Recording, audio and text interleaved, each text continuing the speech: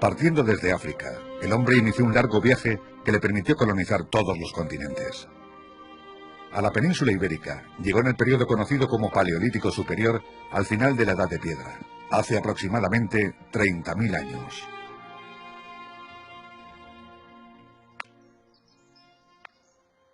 En aquel periodo, el hombre soportaba duras condiciones climáticas y sobrevivía como cazador y recolector.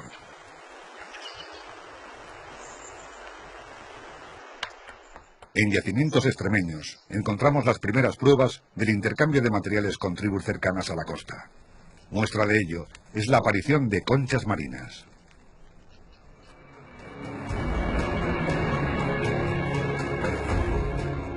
Un enclave fundamental de nuestra prehistoria es la cueva de Maltravieso.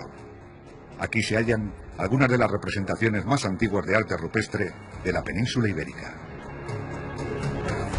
Encontramos manos de adultos, encontramos manos de niños, encontramos manos de todos tamaños, de todas formas, de todas...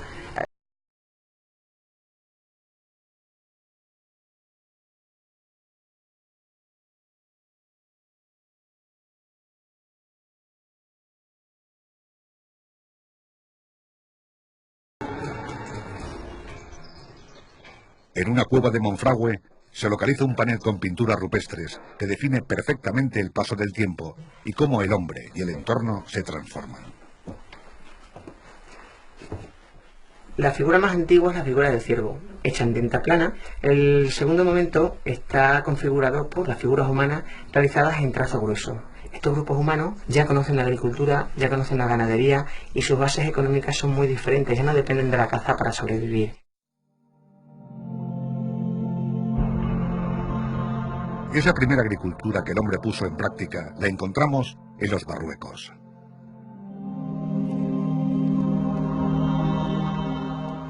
Para esta vida sedentaria serán necesarios utensilios que ayuden en las tareas cotidianas.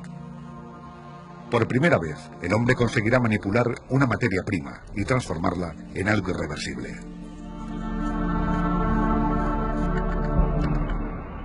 Algunas de las piezas halladas en los Marruecos, en Oliva de Mérida o en Romangordo presentan una misma decoración conocida como cerámica de Boquique, que toma el nombre de un abrigo granítico localizado en Plasencia, primer lugar donde se encontró este tipo de cerámica.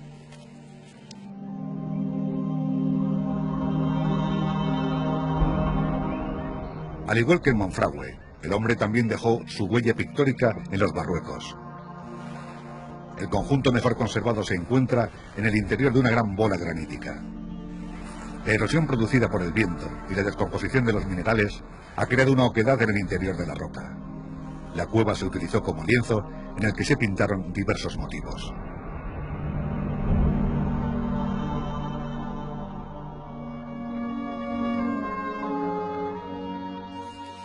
La agricultura se va a consolidar hace 6.500 años, cuando el hombre va creando con su intervención sobre la vegetación los primeros bosques adhesados.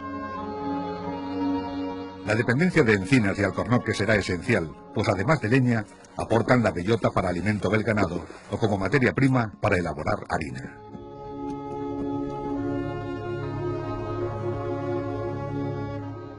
Consciente de su capacidad, el hombre erige monumentos propiciatorios de la fertilidad como menhires en forma fálica.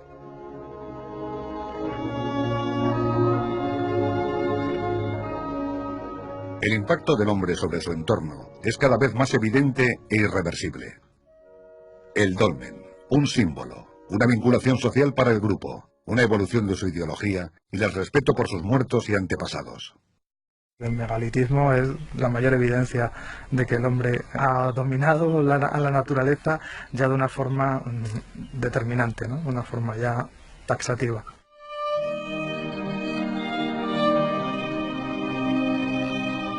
En la comarca de Lácara encontramos el dolmen más grande aparecido en Extremadura. La cámara, de grandes dimensiones, está formada por grandes losas. De ellas, esta es la única que se conserva intacta. Está tallada para que entre todas se cerraran arriba y fuera mucho más fácil colocar la losa de la techumbre. Estamos entrando en la edad de los metales, que es cuando el hombre aprende la técnica para fabricar sus primeros utensilios de metal. En aquel periodo, más de 200 poblados se levantaron en Extremadura, destacando de entre todos ellos el de la Pijotilla, con 80 hectáreas de extensión. En su época, debió de ser uno de los más grandes y ricos de toda la península. El sitio donde vivían, que eran cabañas circulares, con un zócalo de piedra y un alzado de ramas.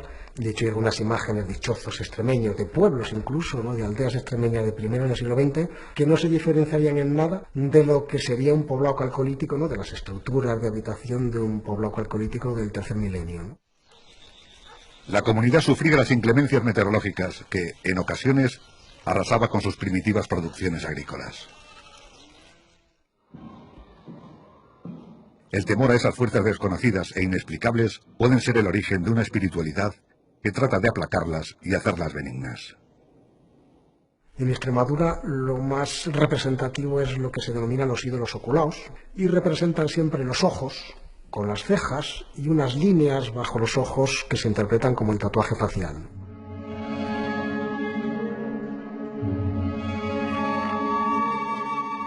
La representación de los ídolos evoluciona, dando origen a los ídolos antropomorfos, que se caracterizan por el desarrollo de la anatomía humana. Aparece con los brazos pegados al cuerpo, se puede distinguir entre masculinos y femeninos, la reivindicación de la figura humana, ¿no?, del poder del ser humano y sobre todo de la figura del varón. Durante el Calcolítico se siguen realizando los enterramientos colectivos. A la sombra de la Pijotilla prolifera la construcción de dólmenes que presentan una nueva técnica constructiva. Como característica propia de esta tumba, encontramos que las paredes están hechas de tapial. Posiblemente sea el monumento más antiguo extremeño que conserve tapial. La tumba estuvo en uso durante 1000 años y está orientada de tal forma que al amanecer de los días cortos, 21 y 22 de diciembre, los rayos del sol penetran en la cámara mortuoria.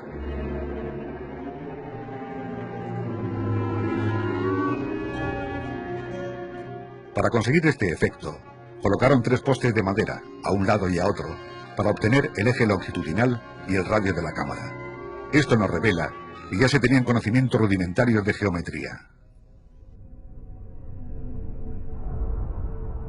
La esperanza de vida rondaba los 24 años, aunque se han encontrado los restos de una anciana que pudo alcanzar los 50. El ritual funerario consistía en depositar al difunto como había nacido. La tierra era la madre y tenéis que volver a ella en posición fetal.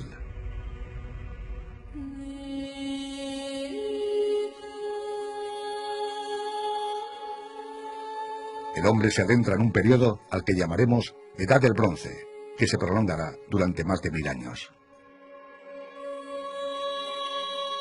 Son numerosas las piezas de bronce aparecidas en yacimientos extremeños, muchas de ellas realizadas ya en la Edad de Hierro, cuando el bronce pasa a tener un uso ornamental. Una de las figuras más destacadas es la figura del guerrero de Medina de las Torres. De casi 40 centímetros, en torno a los 7, 6, 8 kilos de peso, representan figuras de varones y que están en posición de andar. En el Museo Arqueológico Nacional hay una gran colección de cientos de piezas de la época en bronce y ninguna de ellas llega a la calidad de este guerrero.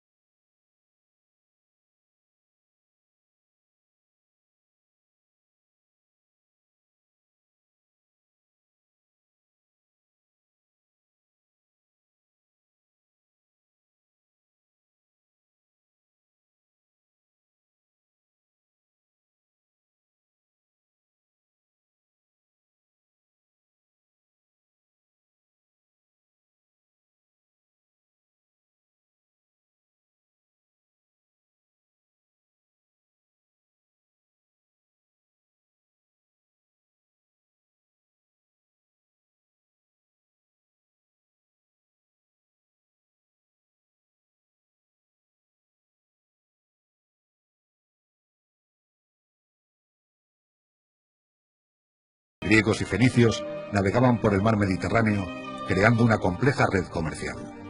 Colonizaron nuevas tierras, fundaron ciudades y extendieron su cultura y conocimiento. Llegaron los fenicios a la bahía de Cádiz y desde el río Guadalquivir hasta la provincia de Cáceres comerciaron con los pueblos indígenas. A este territorio lo llamaron Tartesos y Tartesios a sus habitantes. El mayor legado que nos dejaron los fenicios fue la escritura, recurso imprescindible para el control de las transacciones económicas. Los expertos no han conseguido descifrar todo su alfabeto, por lo que se desconoce el significado de los escritos aparecidos en Extremadura.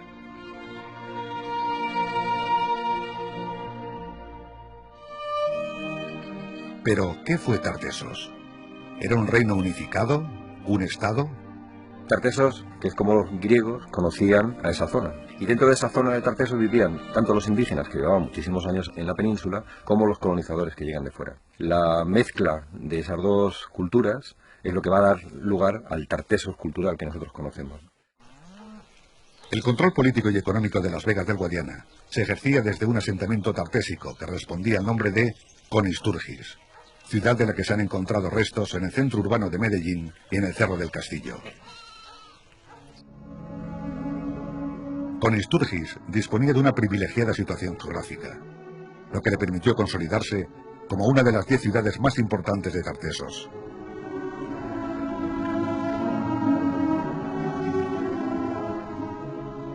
En la necrópolis de Medellín se descubrió una singular pieza conocida como Kilis Ática, la más bella copa griega aparecida en la península ibérica. Ese vaso fue fabricado en Atenas hacia el 560 a.C. y el alfarero quedó tan contento que le puso una inscripción que dice: yo soy un vaso hermoso.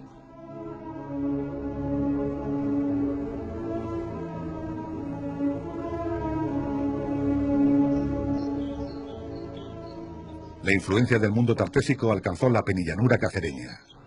Aquí se descubrió el célebre tesoro de Aliseda, constituido por más de 350 piezas de oro, plata y bronce.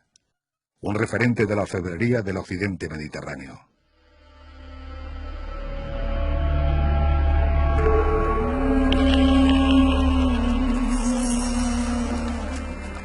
Han transcurrido más de 200 años desde la llegada de los fenicios a la bahía de Cádiz.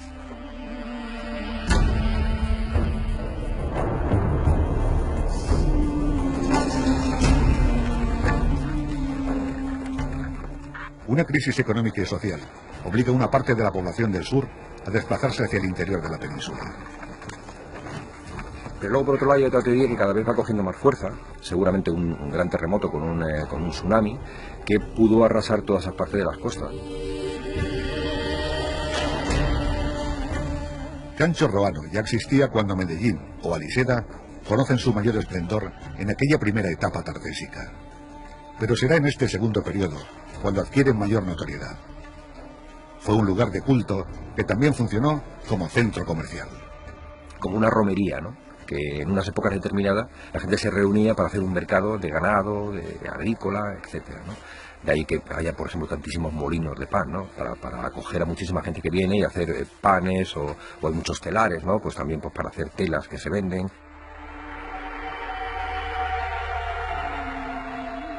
La ingente cantidad de objetos aparecidos en Cancho Roano hacen de este el conjunto tartésico mejor conservado de la península.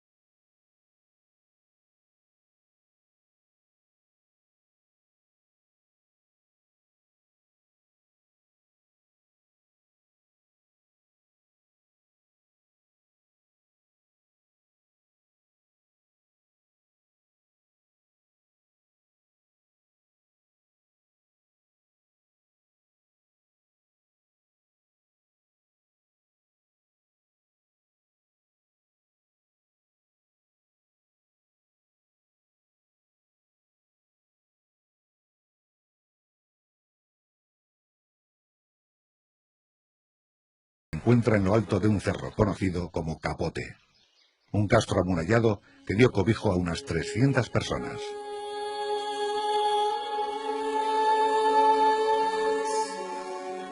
Tiempos tormentosos se aproximan para los pobladores de estas aldeas.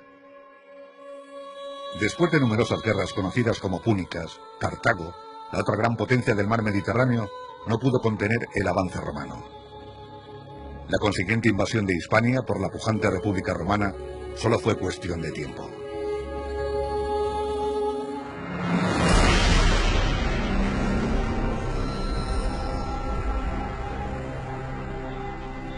Sin embargo, el avance de las legiones encuentra una fuerte resistencia en las tribus del suroeste peninsular.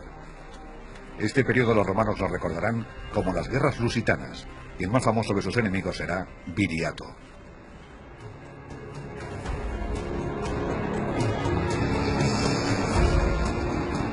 Haciendo uso de técnicas de guerrilla, Viriato consiguió vencer en varias ocasiones a los ejércitos de legionarios.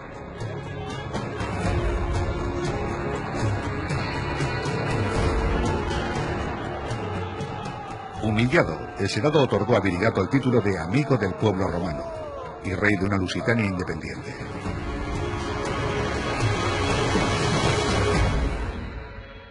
Finalmente, Viriato fue víctima de una traición y murió asesinado mientras dormía, posiblemente en algún lugar entre Azuaga y Toledo. Consecuencia de aquel acto es la célebre frase que el cónsul romano dirigiera a los asesinos cuando estos reclamaban su recompensa: Roma no paga a traidores.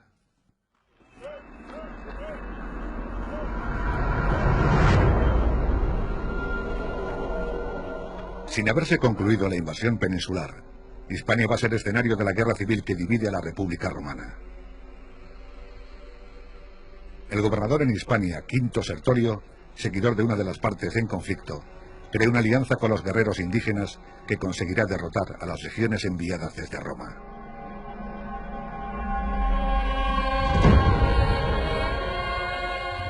Durante una década de enfrentamientos, Sertorio se convirtió en un personaje mítico entre su ejército formado por indígenas y soldados romanos.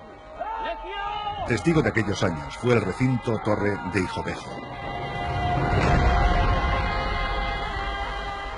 Los romanos construyen la Torre de Hijovejo porque necesitan una serie de fortificaciones que sean solventes para solucionar un problema que no es un problema que tengan ya los romanos con la población indígena, ya no existe ese problema.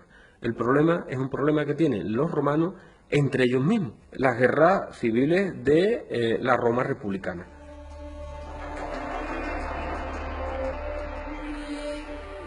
La llegada de legiones a la península comandadas por Quinto Cecilio Metelo, que funda los campamentos militares de Medellín y Cáceres, es un nuevo intento de doblegar a las tropas rebeldes. Sertorio, acorralado, es asesinado en el año 72 a.C.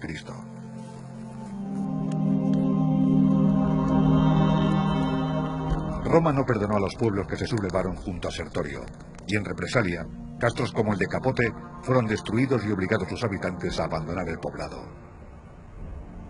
Se desconoce por qué, pasados unos años, un grupo de personas realizaron un acto simbólico a la entrada del poblado. Enterraron piezas de terracota, vajillas y monedas romanas.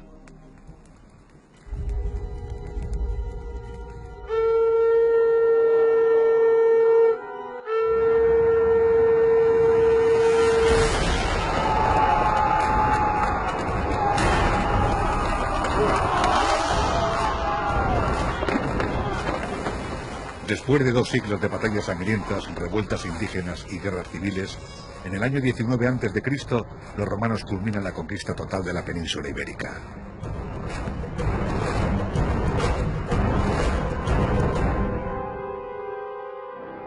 Roma ha puesto en marcha un plan estratégico que pretende reconducir las costumbres indígenas hacia una realidad romana.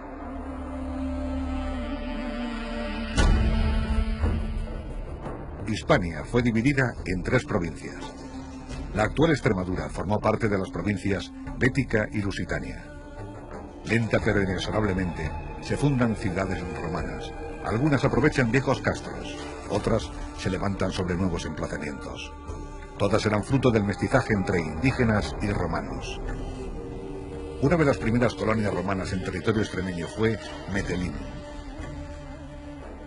Están aprovechando una población que ya hay asentada previamente para construir una serie de terrazas de escalonamiento, de terrazas constructivas, en las que van haciendo los edificios.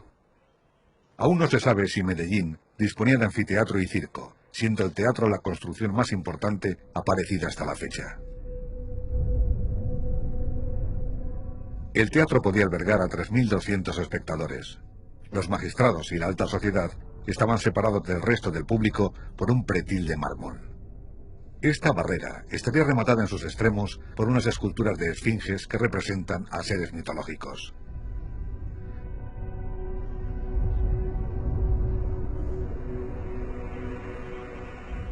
Con el andar de los años, Metelínum va a ceder su estratégica posición como cruce de caminos en favor de una nueva colonia creada a pocos kilómetros de distancia. Si todos los caminos del imperio conducían a Roma, todos los caminos de Hispania partían de Augusta Emérita.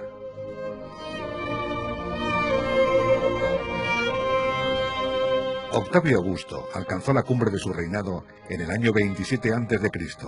y bajo su mando el Mediterráneo vivió un periodo de calma conocido como Pax Augusta. Augusto mandó licenciar a los veteranos de sus legiones y les mandó, así lo dice el texto, que fundaran una ciudad en Lusitania llamada Augusta Emérita. Augusta en recuerdo de su nombre y Emérita porque iba a ser poblada por los eméritos o licenciados veteranos. Se calcula que alrededor de 8.000 personas, entre legionarios eméritos, mujeres y esclavos, formaron el grupo humano que colonizó estas tierras.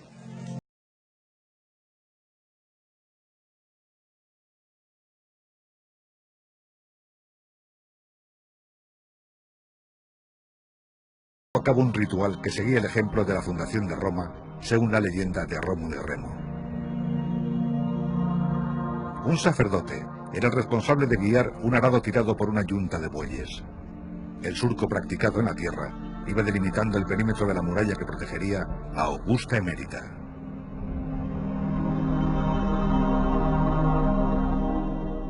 La construcción de la nueva colonia se plantea como una ciudad piloto, dotada con todos los avances urbanísticos de la época. Quiere ser un ejemplo para las futuras colonias que habrán de construirse. Con el paso de los siglos, Mérida será considerada como una de las 9 ciudades principales del vasto imperio romano. Al tiempo que se planificaba la nueva ciudad, se comenzó la construcción del puente. Debió de suponer un gran esfuerzo humano y económico, pues construyeron el puente más largo que conoció el imperio. 60 arcos que sostienen una calzada de 832 metros de longitud. Son múltiples las medidas de seguridad que harán de este puente una obra eterna. Esos pilares tan anchos lo que hacen es ofrecer muchísima resistencia y muchísima fuerza a la potencia del agua, ¿no? Incluso hay documentado veces que ha pasado el agua por encima del pretil del puente. O sea, ha llegado a cubrirlo completamente y aún así ha aguantado.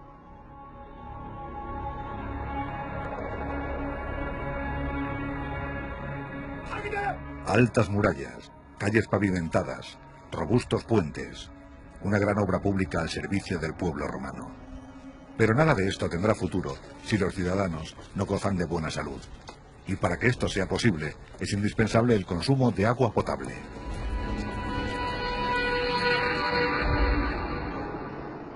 Fueron 4 los acueductos construidos para abastecer a la populosa Augusta Emérita. Las famosas arquerías de los acueductos romanos solo se construían cuando había que salvar un desnivel muy acusado.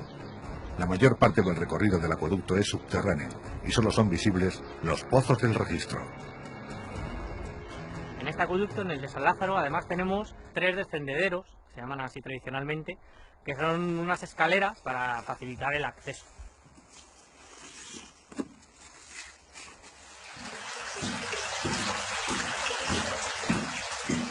Los romanos desconocían la existencia de virus y bacterias, pero sabían que para trasladar el agua potable desde el manantial subterráneo hasta la ciudad, era necesario mantener el agua en la oscuridad y a bajas temperaturas.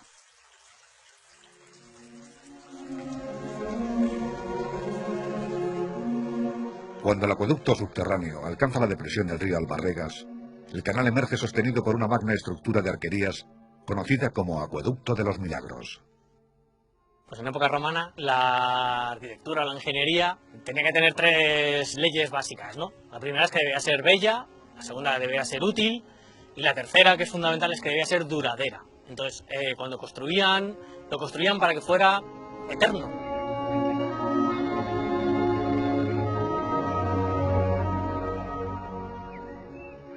El agua potable que recorría las calles y casas de Augusta Emérita fue fundamental para afianzar el estado de bienestar en la colonia. La calidad y la esperanza de vida aumenta considerablemente entre la población.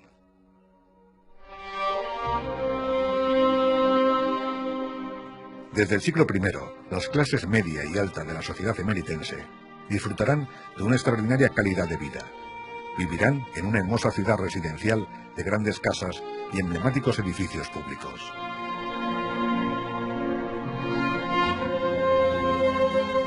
El romano de Emérita construye toda su casa para vivir de forma saludable. No improvisa en su construcción y toma como ejemplo las viviendas de Roma.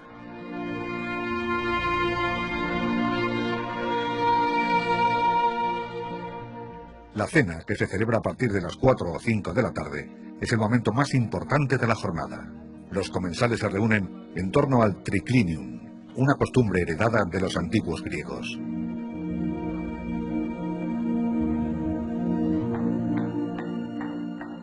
La gastronomía romana se empapó de los hábitos culinarios de las provincias del imperio.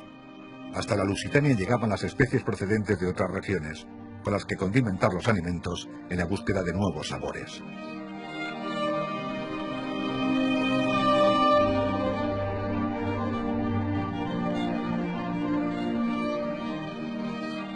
Una de las casas más grandes y lujosas de la Mérida romana fue la del Mitreo. La construyeron fuera de las murallas, y así los propietarios pudieron levantar una vivienda de dimensiones palaciegas. El propietario debió de ser un hombre muy culto. Interesado por la tradición helenística, encargó la realización de un mosaico de una calidad casi pictórica. Posiblemente uno de los pavimentos que, tanto en la composición como en la factura, es de los más importantes del Imperio Romano, porque aquí está compendiada la tranquilidad que da el Imperio Romano, visto a través del orden cósmico perfecto. Acorde a su categoría política y administrativa, se proyecta dotar a la colonia de una gran área pública para espectáculos. El primer monumento que se construye es el teatro. Fue deseo del emperador Augusto que todas las ciudades fundadas en su tiempo contaran con un teatro. Esto es porque las obras tenían un contenido moralizante, didáctico y de alguna manera enseñaban a ser un buen romano, la virtus romana.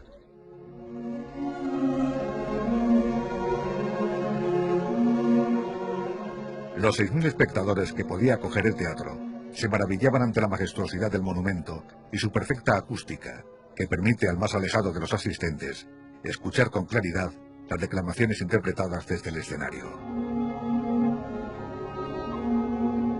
Durante 4 siglos ininterrumpidos, el teatro fue un punto de encuentro de los emeritenses con la cultura y la política.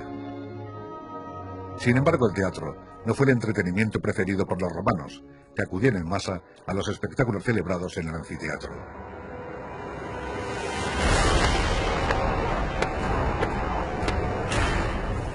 El momento cumbre de los festejos eran las gladiaturas.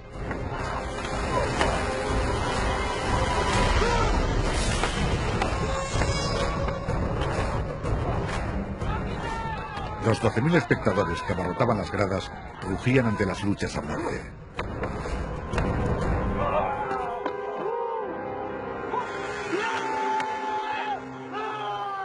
Los gladiadores eran personas muy populares, algunos contaban con un club de seguidores.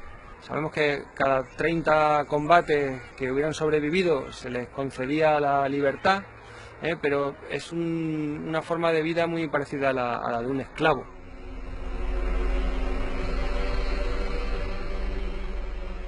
Las gradas del anfiteatro se levantaron sobre una ladera natural. El público se distribuía de igual manera que en el teatro. Ciudadanos romanos cerca de la arena, mujeres que no estuvieran acompañadas de un hombre y esclavos en las tribunas superiores.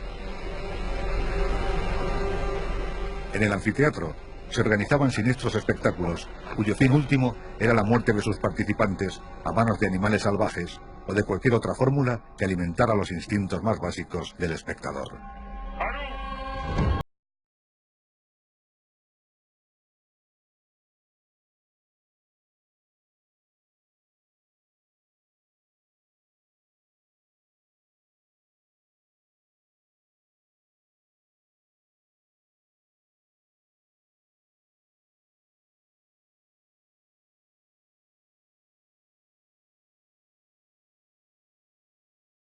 De 1000 espectadores, el Circo de Mérida fue de los más importantes del imperio.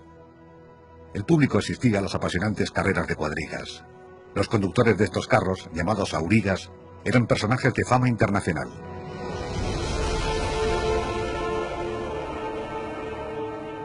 En el circo emeritense destacó Cayo Apuleyo Diocles, que acabó triunfando en Roma como uno de los mejores aurigas de todos los tiempos.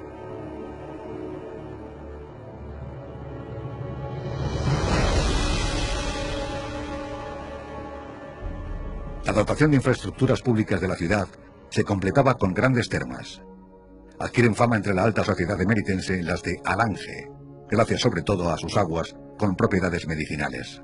El balneario de origen romano sería un edificio de planta rectangular, en cuyo interior tenemos dos especies de círculos gemelos que serían destinadas al baño, ¿no? Estos espacios de planta circular tienen una cúpula hemisférica de dimensiones grandiosas, estamos hablando de una altura de unos 13 metros.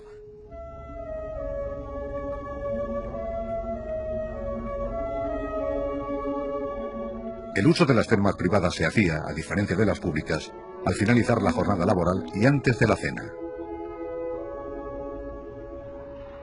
El hipocausto era el sistema de calefacción del suelo y las paredes de una casa romana, lo que hoy llamaríamos suelo radiante, que podía alcanzar los 30 grados centígrados en invierno.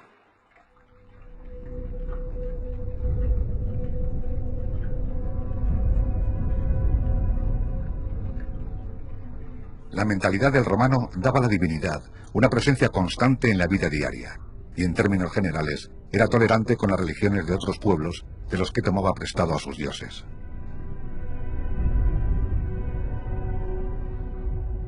El romano practicaba 3 tipos de cultos. El más íntimo era el doméstico, para proteger el hogar. La familia se reunía en torno al lararium y honraba a los dioses.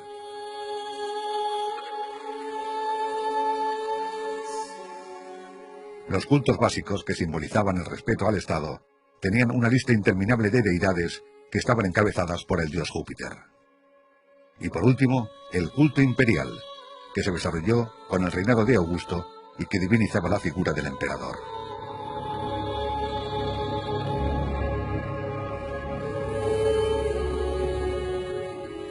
Marco Agripa, mano derecha del emperador y patrocinador del Teatro Romano de Mérida, fue el gran diseñador de la ordenación del territorio peninsular y sus vías de comunicación, que en un nuevo alarde constructivo son pavimentadas y señalizadas. Y es cuando crea esas grandes rectas de varios kilómetros de longitud, pero de una recta que todavía a través de la fotografía de satélite o de las fotografías aéreas la podemos observar, esa rectitud direccional que caracteriza a las vías romanas. La Vía de la Plata, llamada por los romanos Calzada de Emérita a Astorga, se consolida como eje fundamental de comunicaciones cuando César Augusto la considera una de las 4 rutas principales de Hispania. En la década de los años 30 del siglo I se inicia la construcción de un nuevo municipio a los pies de la vía romana conocido como Regina Turdulorum. El monumento más destacado de Regina es el teatro, que se conserva en buen estado y a pesar de haber sufrido un expolio constante.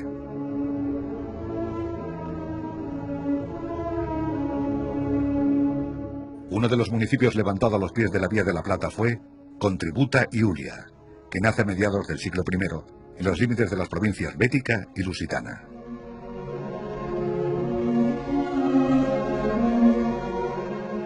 El centro de la ciudad estaba presidido por una de las basílicas jurídicas más grandes de la península ibérica. En este edificio de 2 plantas se impartía justicia y se realizaban transacciones comerciales. En la ciudad han aparecido una ingente cantidad de cerámicas procedentes de talleres de la Galia o Italia que ponen de relieve cómo vivían, cómo se relacionaban o cómo amaban los ciudadanos de Contributa y Uria.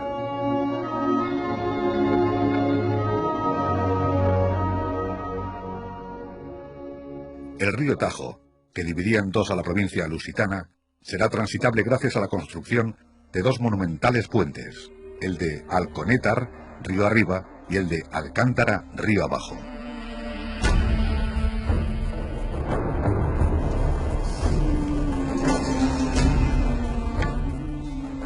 A diferencia de las otras grandes obras públicas sufragadas por el emperador o el Estado, el puente de Alcántara fue financiado con la colecta realizada entre los municipios de la comarca. El puente tiene aproximadamente entre 186 y 190 metros de longitud y desde la calzada hasta el agua aproximadamente 44 metros de altura.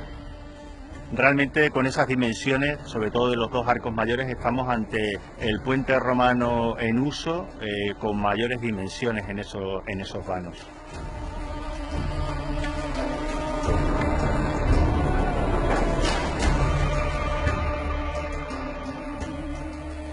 Con la intención de incentivar la participación de los indígenas en la política local, el emperador Vespasiano concedió el derecho latino a toda Hispania.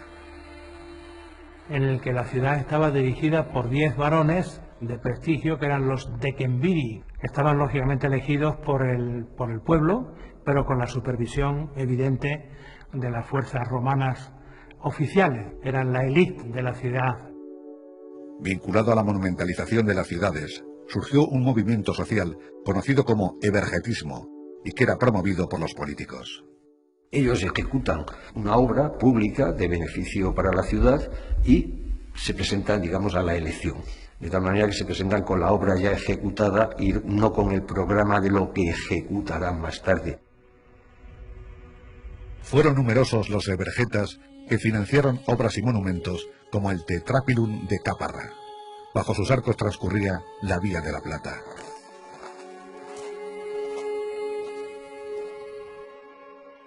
En su origen, el arco tuvo un aspecto muy diferente al actual. El granito estaba protegido por una capa pintada de color anaranjado y se encontraba rodeado por edificios y templos. El de Caparra es el único que se conserva en España.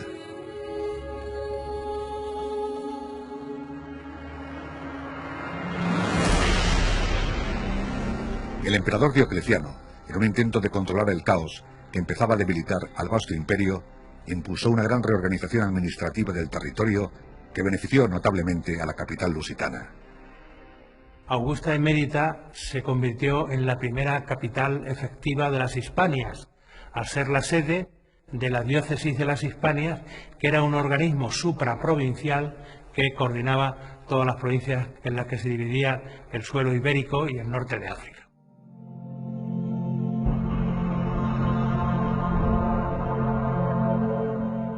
Otra de las medidas de Diocleciano fue la aprobación de leyes destinadas a doblegar a los cristianos que se negaban a rendir culto al emperador.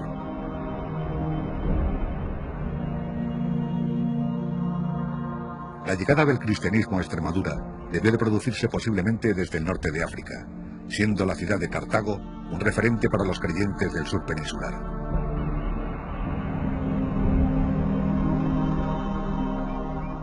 Una de las voces que con más fuerza se alzó contra las leyes de Diocleciano fue la de una niña perteneciente a la alta sociedad emeritense.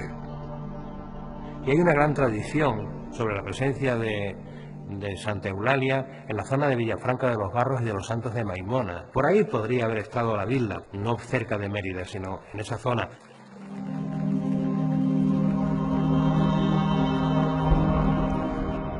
Eulalia nació en el año 292, en el seno de una familia cristiana. Y Santa Eulalia, que no se llamaba así, no se llamaba Eulalia, significa la bien hablada, eulale, son dos términos griegos, eu bien y la le hablada, la bien hablada, por lo bien que se expresó ante las autoridades y la muestra de madurez que dio ante ellos, ¿no?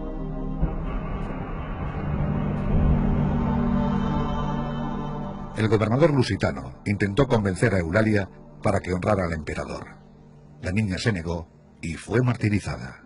El martirio de Santa Eulalia pues está inserto en una leyenda total y absoluta, pero claro, hay un hecho de verdad. Eso sucedió y eso pasó hasta que lo llegaron a quemar en un horno, y después de su muerte probablemente también sus cenizas fueron aventadas, ¿no?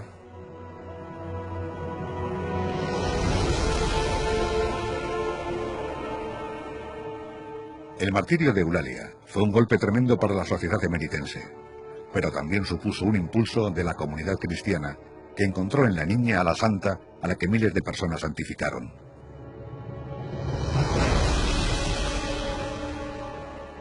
«75 años después de la muerte de Eulalia, el emperador Teodosio declara al catolicismo la religión oficial del imperio.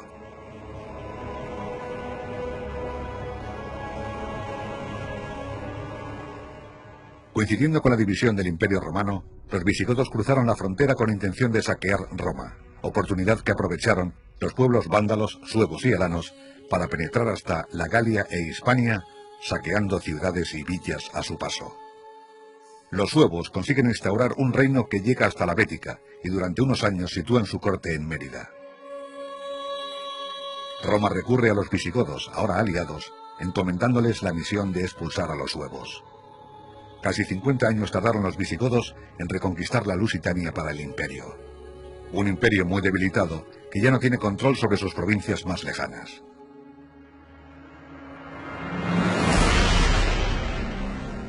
En el año 476, el Imperio Romano de Occidente desaparece y sus antiguas provincias se reagrupan en torno al poder de las tribus dominantes. Los visigodos fundan el reino de Tolosa, que se extiende hasta Hispania.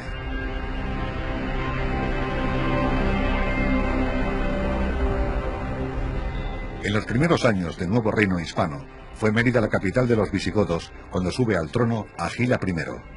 Como la mayoría de los reyes visigodos, el reinado de Agila apenas duró 5 años, y en ese tiempo tuvo que enfrentarse a numerosas rebeliones. Esta inestabilidad política tiene su reflejo en la sociedad y su forma de vida, que ya nada tiene que ver con los prósperos años del imperio. Ante la debilidad del Estado, la Iglesia Católica ejerce su poder civil desde las iglesias y catedrales. Aparece un nuevo arte escultórico que atiende a las necesidades del culto para un creciente número de feligreses.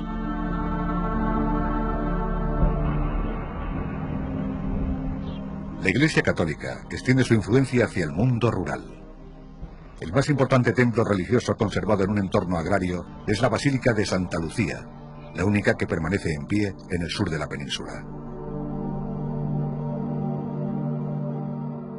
En esta iglesia de Santa Lucía de Alcuéscar se da la particularidad de que este módulo se repite por 3 veces.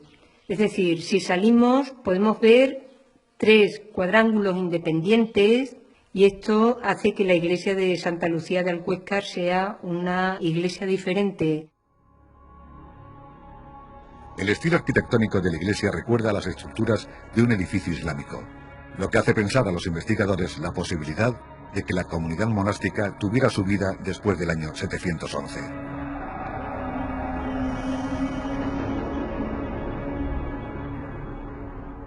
El año 711 será trascendental para el futuro de la península ibérica. Tropas bereberes, comandadas por dirigentes árabes del califato omeya de Damasco, cruzaron el estrecho de Gibraltar. Tras la derrota de Don Rodrigo en la batalla de Guadalete, el ejército de Muza asedió durante meses a la ciudad de Mérida. Muza llega a Mérida en el año 712, una ciudad muy bien defendida por una muralla formidable y además también porque los restos del ejército de Don Rodrigo al parecer se habían refugiado en esta ciudad. Tenemos noticias, entre otras cosas, porque fue la única ciudad de la península prácticamente que ofreció resistencia.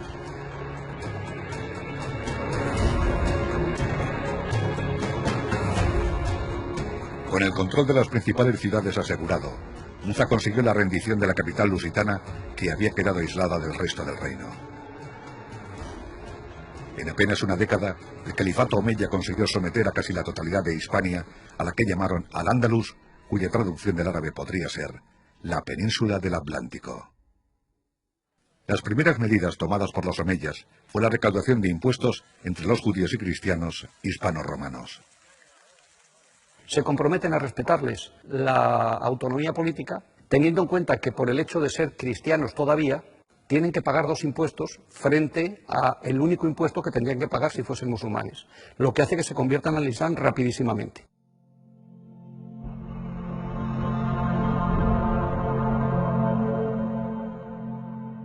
Además de los miles de hispanos convertidos al Islam, amplias comarcas extremeñas fueron ocupadas por tribus bereberes procedentes del norte de África. Este primer contingente militar, formado por varones evidentemente, pero a los pocos años ya viene bien recogido en las fuentes históricas que van a pasar con toda su familia, mujeres y niños inclusive. Por lo tanto, la población se incrementará considerablemente. Al tiempo que estas tribus africanas van ocupando distintas comarcas extremeñas, el emir omeya Abderramán fundará un estado independiente conocido como Emirato Omeya de Córdoba. Durante su reinado, Abderramán I dividió el territorio peninsular en nuevas provincias llamadas coras.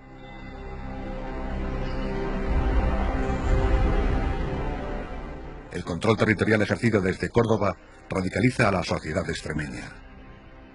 Cristianos, bereberes y muladíes se alían para rebelarse contra el emir, focalizándose en Coria y en Mérida esta rebelión multicultural. No es un movimiento religioso, es un movimiento fundamentalmente político y es un movimiento que tiene una base fiscal evidente. Quieren ser autónomos y quieren pagar menos impuestos. Abderramán II, emir de Córdoba, dispuesto a zanjar la problemática emeritense, partió con un gran ejército para someter a la capital lusitana. Y lo que sabemos que hace es que deja a los emeritenses sin defensa, eliminando el refuerzo de la muralla de época visigoda, y con todos esos bloques construye la alcazaba. Una alcazaba para control del puente, pero prioritariamente para control de la población emeritense. Los musulmanes levantaron la que hoy es la alcazaba más antigua de la península. El exterior de la fortaleza se defendía con unas torres macizas y en su interior se encontraba la residencia del gobernador militar, los barracones para la tropa, así como una torre de señales que hacía de mezquita y que disponía de un aljibe subterráneo.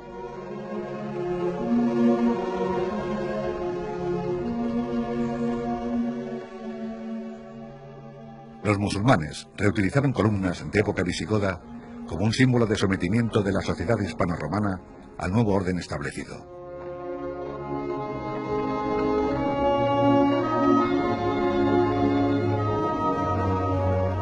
Después de la construcción de la alcazaba, familias de nobles emeritenses se trasladan a Córdoba. De entre todas ellas, cabe destacar a la familia de Ibn Marwan al-Yiliki al-Meridi. Lleva en sus apellidos el toponímico de la ciudad de Mérida, se le llama al-Meridí. Es decir, ha conservado el nombre de el emeritense. Ibn Marwan al-Yiliki fue uno de los rebeldes muladíes más sobresalientes de las últimas décadas del siglo IX. La alcazaba de Mérida no fue obstáculo para Marwan, que encabezó nuevas revueltas contra la corte cordobesa.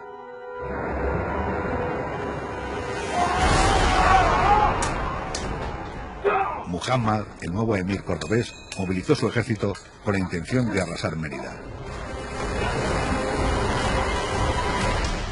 Muhammad lo que hace es destruir las murallas emeritenses, luego a continuación fue un arrasamiento, ya una eliminación completa.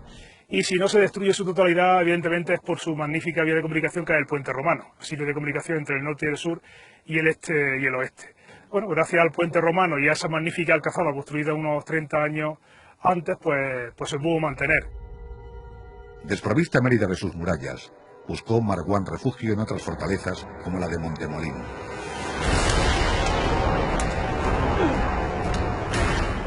El muladí no cesó en sus revueltas y una y otra vez se sublevó con la intención de obtener la independencia de Córdoba.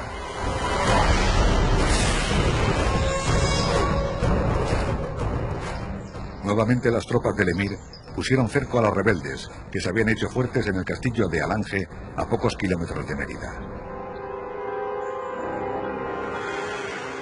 Después de 3 meses de asedio, finalmente se rindieron, pero consiguieron un ventajoso acuerdo con el emir. A cambio de obediencia, les permitió retirarse río abajo para que fundaran una nueva ciudad a la que llamaron Bat al-Yaus. La palabra Bat al-Yaus, en árabe literal, y Bat al-Yus en pronunciación popular, es un topónimo prerromano de las lenguas indígenas que hubiese aquí anteriores a los romanos. Bajo el liderazgo de Marwan Batallaus va asentando las bases de una ciudad con futuro en detrimento de la vieja Mérida. Mérida entrará en desgracia, hay que decir que todo el aparato administrativo será trasladado a Badajoz. Tanto el gobernador, evidentemente, como los jueces, los alfaquíes, por lo tanto, Mérida quedará totalmente desprovista y, sobre todo, buena parte de los grupos sociales desalojarán la ciudad.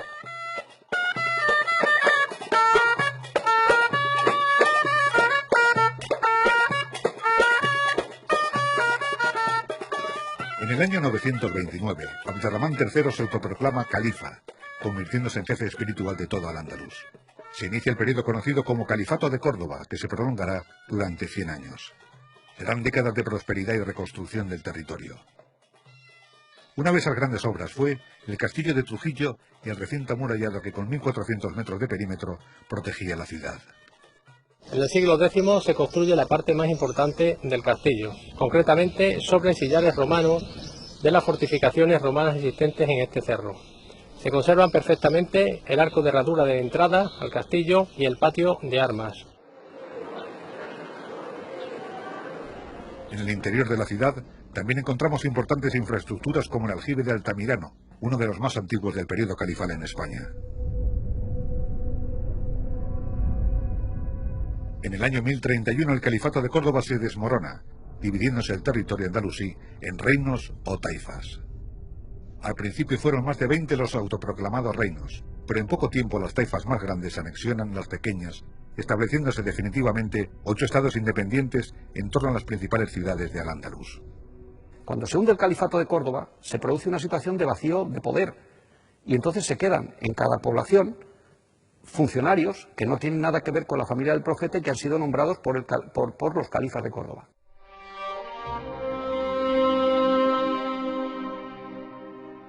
El primer rey de la taifa de Badajoz fue Muhammad el-Sabur. Al morir Sabur, la mayoría bereber impuso a su candidato, iniciándose así la dinastía de los Abtasíes, que reinarían durante 72 años, un territorio que se extendía hasta las costas del Atlántico lisboeta.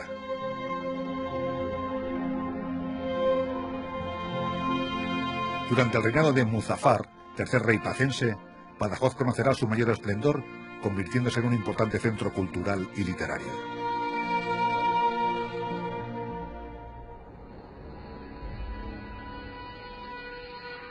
Al norte de África, la dinastía almorávide ha conseguido dominar un amplio territorio y amenaza con extender su poder a la península.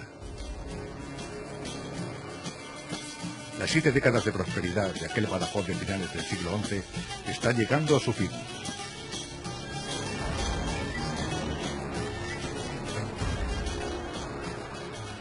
En el año 1079, Alfonso VI conquista Coria y el reino abtásida pierde una importante y estratégica plaza.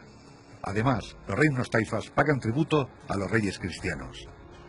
Las parias eran una modo de impuesto que se les pagaba a castellanos, a leoneses, a portugueses, a aragoneses, para que no invadieran, saquearan y hostigaran el territorio de los distintos reinos musulmanes. Desesperados, los reyes taifas solicitan la ayuda a los almorávides.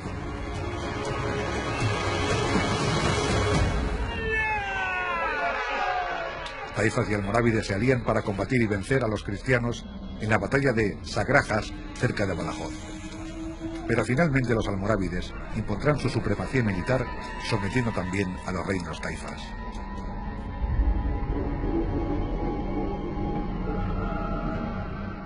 Badajoz, en un último intento por contener a las tribus africanas, se alía con los cristianos. Aquella decisión le costó la vida a Al-Mutawakkil, el último rey pacense que fue ejecutado por los almorávides.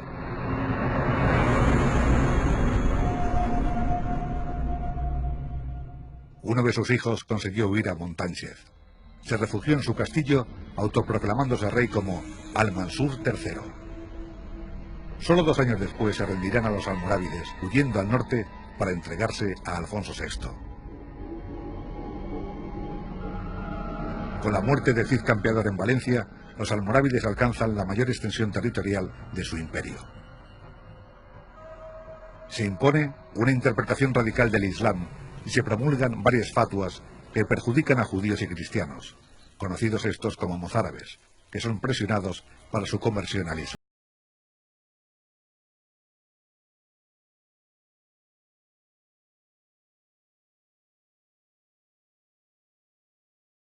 La islamización de la Extremadura del siglo XI la visualizamos en una construcción única en la península ibérica.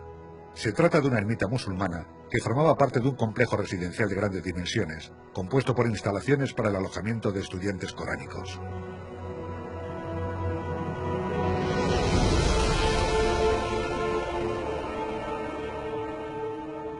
En pocos años, los almorávides consiguieron reponer la frontera de la desaparecida taifa de Badajoz.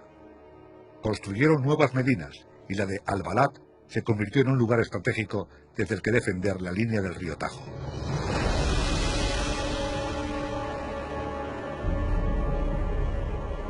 La ciudad estaba protegida por un poderoso recinto amurallado que defendía un espacio de unas 2 hectáreas. Fuera de la muralla también hay un elemento muy interesante, muy común para lo que es la época medieval y para la cultura musulmana, que es el hammam, es decir, el baño público, donde la gente solía ir, tanto hombres y mujeres, de forma separada, por supuesto. Los baños públicos presentaban una estructura heredada de las termas romanas. Funcionaban como espacios para la higiene y como lugar para los vínculos sociales. Con la Reconquista, muchos de estos baños se cerraron, al pensar los nuevos gobernadores cristianos que estos lugares eran propicios para la conspiración, así como para la práctica de relaciones homosexuales.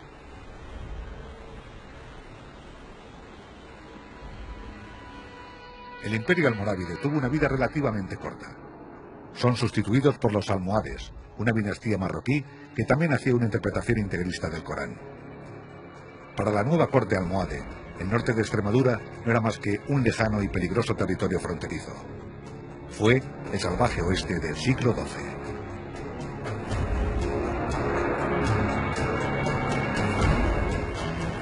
En estas tierras indómitas surgen personajes singulares que actúan como caudillos, salteadores o aventureros. El más famoso de la época fue el noble portugués Geraldo Sem Pavor, Geraldo sin miedo. En el año 1165, y haciendo uso de técnicas de guerrilla, arrebató a los almohades las poblaciones de Trujillo, Cáceres, Montánchez y Monfragüe.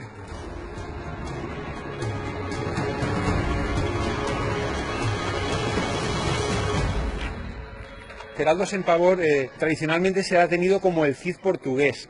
Para hablar entre nosotros yo lo definiría como un macarrá de frontera. Era un mercenario, un tipo que se dedicaba con su cuadrilla a asaltar ciudades, a saquearlas y a venderlas posteriormente. Crecido por sus éxitos, Geraldo se embarca en un proyecto militar más ambicioso: conquistar Badajoz. En alianza con el nuevo reino portugués, sometieron a un duro asedio a la ciudad. Desde Sevilla, el gobierno almohade envió un convoy con víveres y armamento para ayudar a los pacenses. Según un cronista de la época, Geraldo tendió una emboscada al convoy y pasó a cuchillo a los musulmanes que transportaban la mercancía. A 60 kilómetros de Badajoz se encuentra el municipio de Valle de Matamoros, que según el cronista, su topónimo, Matamoros, responde a la posible matanza que allí pudo perpetrar Geraldo Sem Pavor. Tras las aventuras de Geraldo, los almohades proyectan reforzar las defensas de Badajoz, bastión fundamental para contener la presión militar que ejercen los cristianos. Construyen una imponente muralla, jalonada de numerosas torres albarranas, que harán de la Alcazaba de Badajoz la más grande de la península.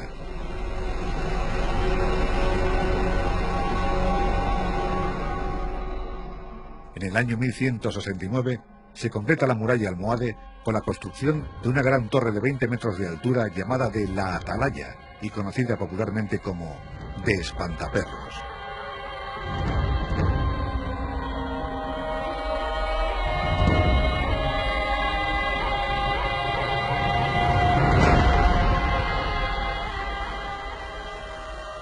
Los cristianos avanzan en su reconquista y toman posesión de Cáceres. Se encarga de su defensa una milicia religiosa de reciente creación, conocidos como los Fratres de Cáceres. Los Fratres serán el germen de la futura y todopoderosa Orden de Santiago.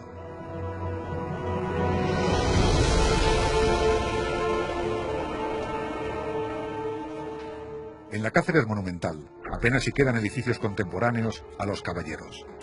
El único que sobrevive es la torre adosada al Palacio de Carvajal.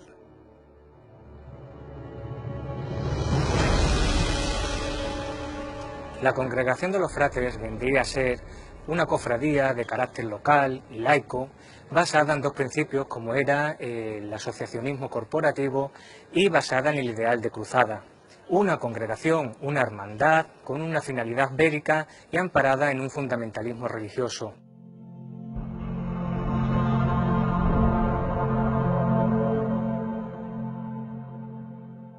Entre los años 1165 y 1169, los fratres de Cáceres pasan a denominarse Caballeros de la Orden de Santiago, influenciados por el arzobispo compostelano muy interesado en la reconquista extremeña.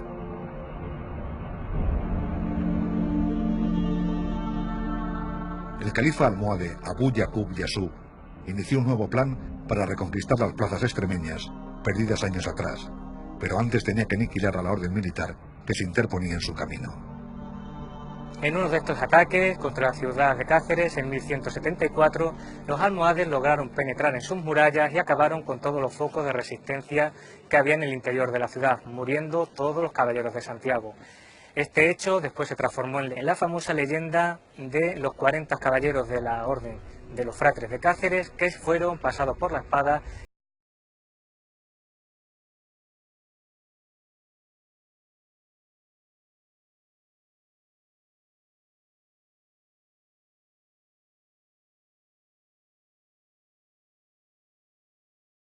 Almohades deteniendo su avance en el valle de Algerte.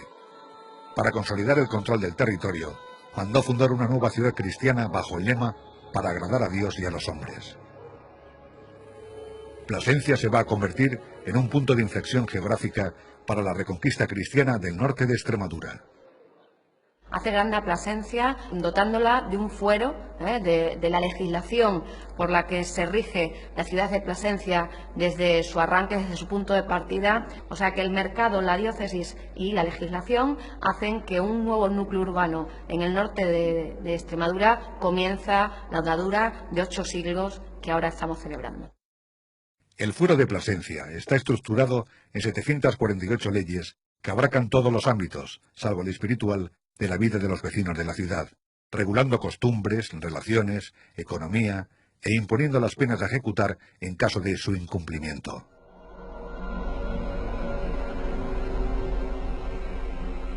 Tras la victoria en la batalla de Alarcos, los musulmanes recuperaron Montánchez, Santa Cruz y Trujillo, alejando así el peligro de las Vegas del Guadiana, donde se concentraba la mayor parte de la población.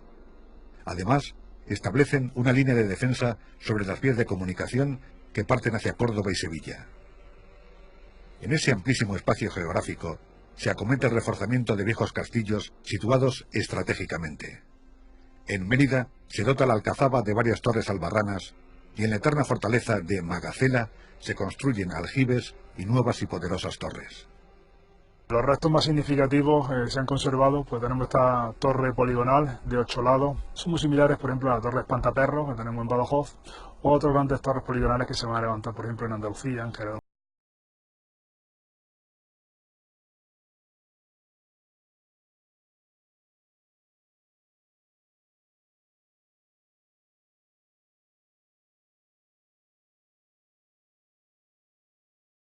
En este momento histórico comparten territorio las alcazapas de Magacela, Reina, Hornachos y Montemolín.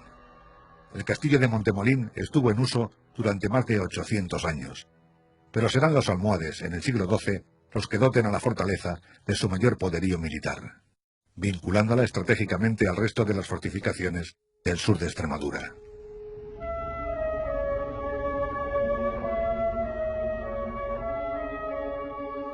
Los cristianos que durante décadas han luchado tanto contra los musulmanes como entre ellos mismos, en los albores del siglo XIII hacen causa común para impulsar la reconquista. En ese clima prebélico, Cáceres, que hasta la fecha había sido una población de poca entidad, va a tomar protagonismo debido a su estratégica situación. Lo que hacen es transformarlo en un inmenso campo de concentración de tropas. Esto como para entendernos, hablando en términos actuales, como un centro de instrucción de reclutas, como un CIR.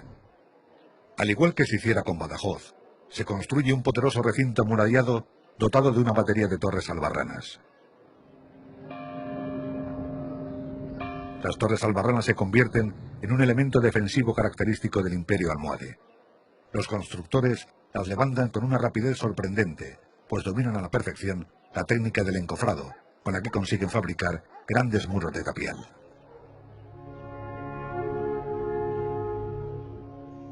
En el interior de la ciudad existía una alcazaba hoy desaparecida. Solo se conserva el espectacular aljibe que había en el subsuelo de la fortaleza.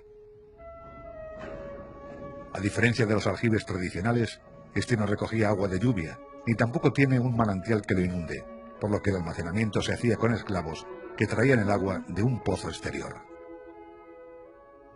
Llama poderosamente la atención el estilo arquitectónico utilizado en este aljibe. Sus columnas, sus arcos, su decoración. ¿Por qué cuidaron tanto el detalle de un espacio que iba a ser inundado por el agua? Podemos imaginar que un aljibe no está decorado ni está pintado con pintura que se disuelve en agua. Pudimos determinar que el aljibe, antes de ser tal, fue la mezquita mayor de la ciudad de Cáceres.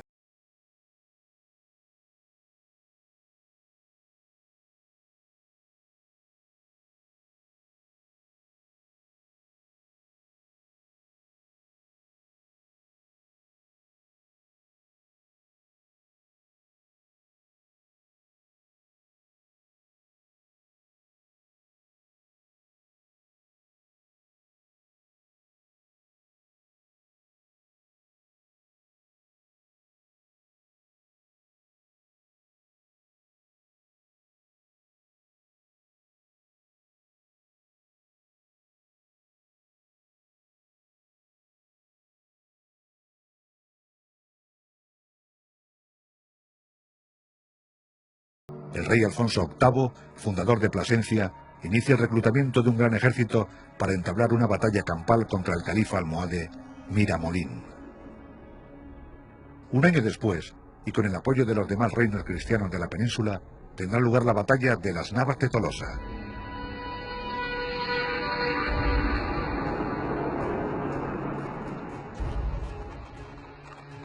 Tras la victoria de las Navas, los cristianos conquistan Alcántara definitivamente. La ciudad y toda su área de influencia fue entregada a la Orden de San Julián del Pereiro, que con los años será conocida como Orden de Alcántara.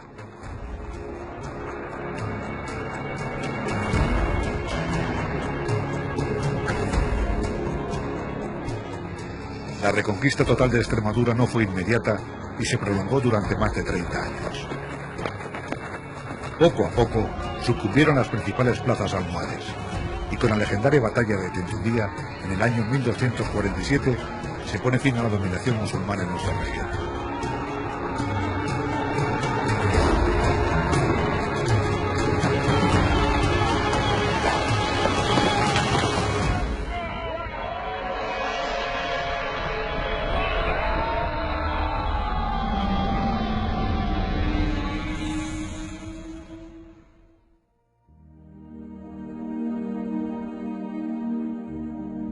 Fue el ocaso, después de más de 500 años, de una civilización que marcó para siempre la cultura y costumbres de un territorio que se localizaba en los extremos del río Duero, y que desde entonces será conocida como Extremadura.